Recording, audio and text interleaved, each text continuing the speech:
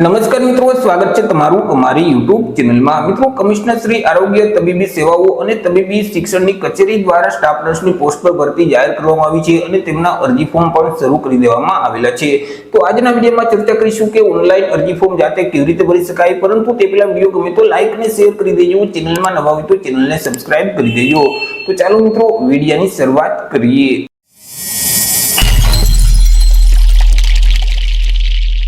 तो સૌથી પહેલા મિત્રો તમારે તમારા મોબાઈલમાંથી અથવા તો લેપટોપ કે પીસીમાંથી કોઈ પણ એક ઇન્ટરનેટ બ્રાઉઝરને ઓપન કરવાનું રહેશે અને ત્યાં સર્ચ બોક્સમાં ટાઈપ કરવાનું રહેશે ઓજાસ।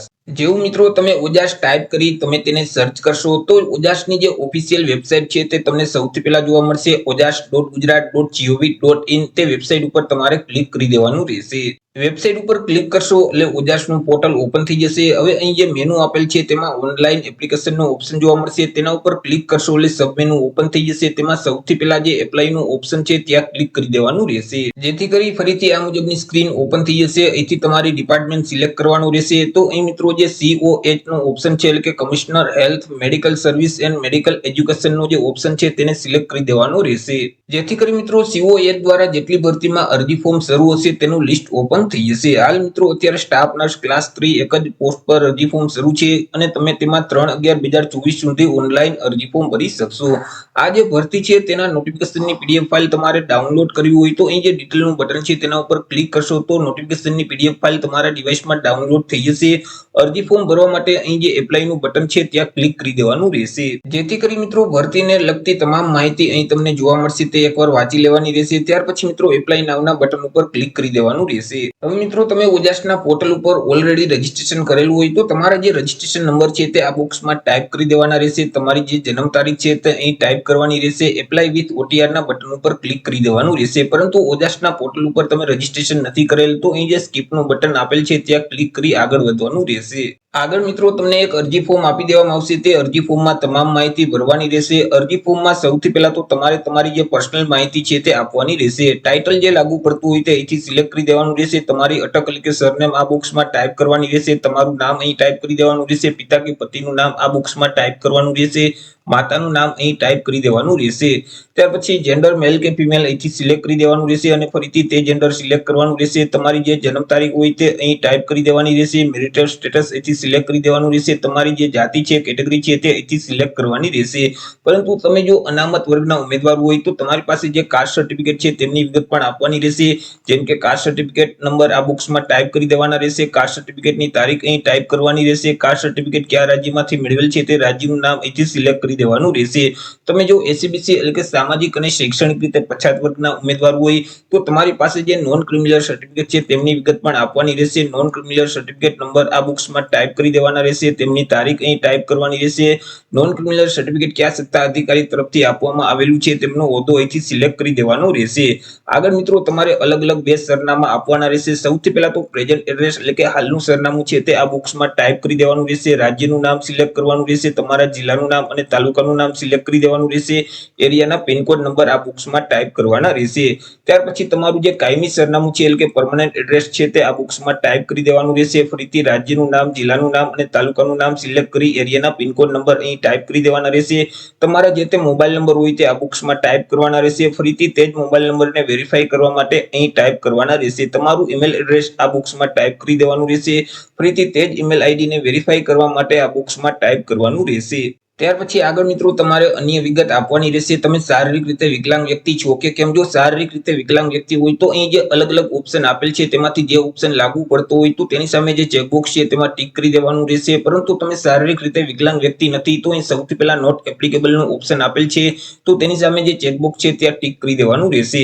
તમારી પાસે બેઝિક કોમ્પ્યુટરનું નોલેજ છે કે કેમ। જો કોમ્પ્યુટરનું નોલેજ હોય તો યસ સિલેક્ટ કરવાનું, નહીતર નો સિલેક્ટ કરી દેવાનું રહેશે। તમે જો વિધવા ઉમેદવાર હોય તો યસ સિલેક્ટ કરી અને તમારી પાસે જે વિધવા અંગેનું સર્ટિફિકેટ છે તેમની વિગત આપવાની રહેશે, વિધવાનું સર્ટિફિકેટ છે તેમના નંબર અહીં ટાઈપ કરી દેવાના રહેશે, સર્ટિફિકેટની તારીખ અહીં ટાઈપ કરવાની રહેશે, સર્ટિફિકેટ કયા સત્તા અધિકારી તરફથી આપવામાં આવેલું છે તેમનો હોદ્દો અહીંથી સિલેક્ટ કરી દેવાનો રહેશે।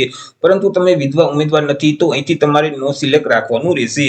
તમે માજી સૈનિક છો કે કેમ। જો માજી સૈનિક હોય તો યસ સિલેક્ટ કરી દેવાનું રહેશે અને જોઈનિંગ તારીખ અને ડિસ્ચાર્જ તારીખ બંને ટાઈપ કરી અને તમારી પાસે જે માજી સૈનિક અંગેનું આઈ કાર્ડ છે તેમના નંબર આ બોક્સમાં ટાઈપ કરવાના રહેશે, આઈ કાર્ડ કયા સત્તા અધિકારી તરફથી આપવામાં આવેલું છે તેમનો હોદ્દો અહીંથી સિલેક્ટ કરી દેવાનો રહેશે.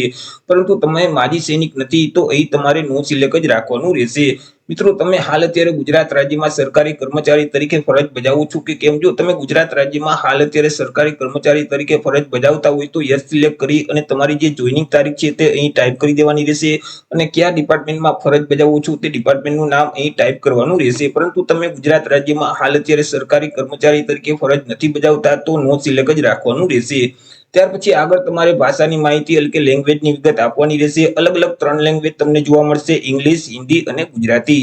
જે લેંગ્વેજ તમે રીડ કરી શકતા હોય એટલે કે વાંચી શકતા હોય તો તેની સામે જે ચેકબોક્સ છે તેમાં ટીક કરી દેવાનું રહેશે. જે લેંગ્વેજ તમે લખી શકતા હોય તો તેની સામે જે ચેકબોક્સ છે તેમાં ટીક કરવાનું રહેશે. જે લેંગ્વેજ તમે બોલી શકતા હોય તો તેની સામે જે ચેકબોક્સ છે તેમાં ટીક કરી દેવાનું રહેશે.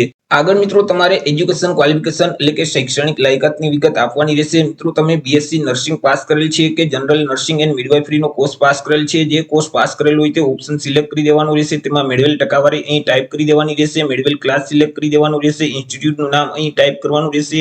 રાજ્યનું નામ ટાઈપ કરી પાસિંગ યર આ બોક્સમાં ટાઈપ કરી દેવાના રહેશે. ત્યાર પછી ટોટલ ટ્રાય નંબર આ બોક્સમાં ટાઈપ કરવાના રહેશે. ત્યાર પછી છેલ્લી એક્ઝામ જે પાસ કરેલ છે તેમના સીટ નંબર ટાઈપ કરી દેવાના રહેશે.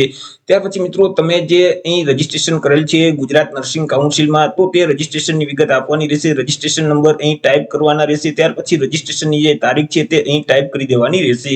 અહીં તમને એક ડિક્લેરેશન જોવા મળશે, તેને વાંચી એક્સેપ્ટ કરવા માટે યસના બટન ઉપર ક્લિક કરવાનું રહેશે. આગળ સેવના બટન ઉપર ક્લિક કરી દેવાનું રહેશે.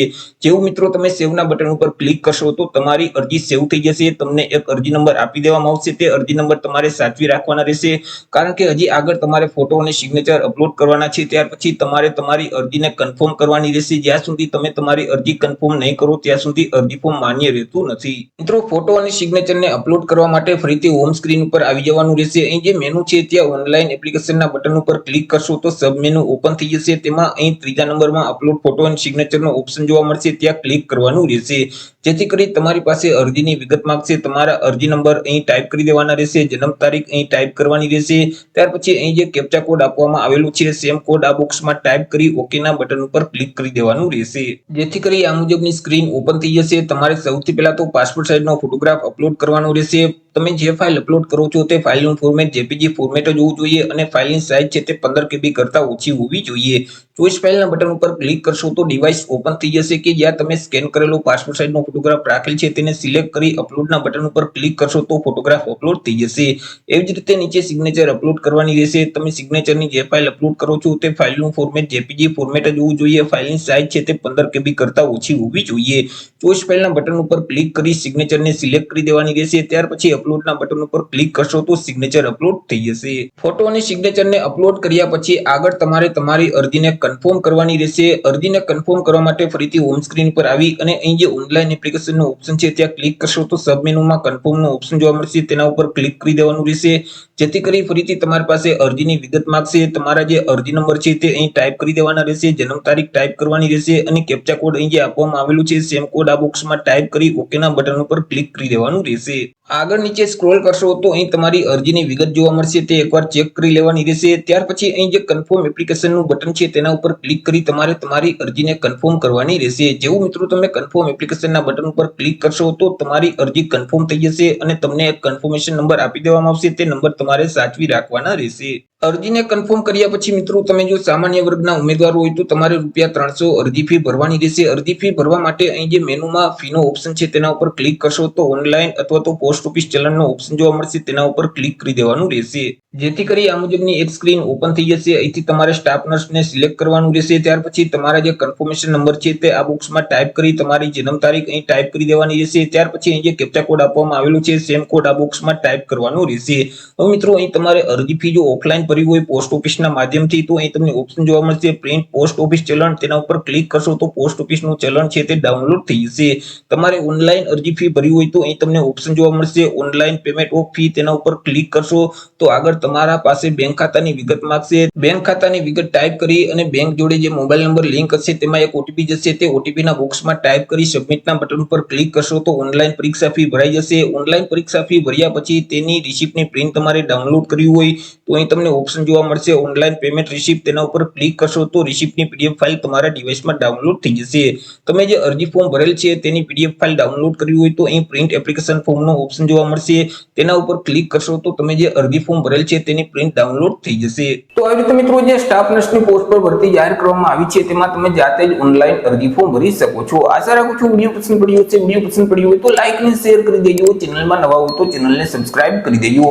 મળીશું એક નવા ટોપિક સાથે એક નવા વિડીયોમાં. ત્યાં સુધી જય હિન્દ, વંદે માતરમ.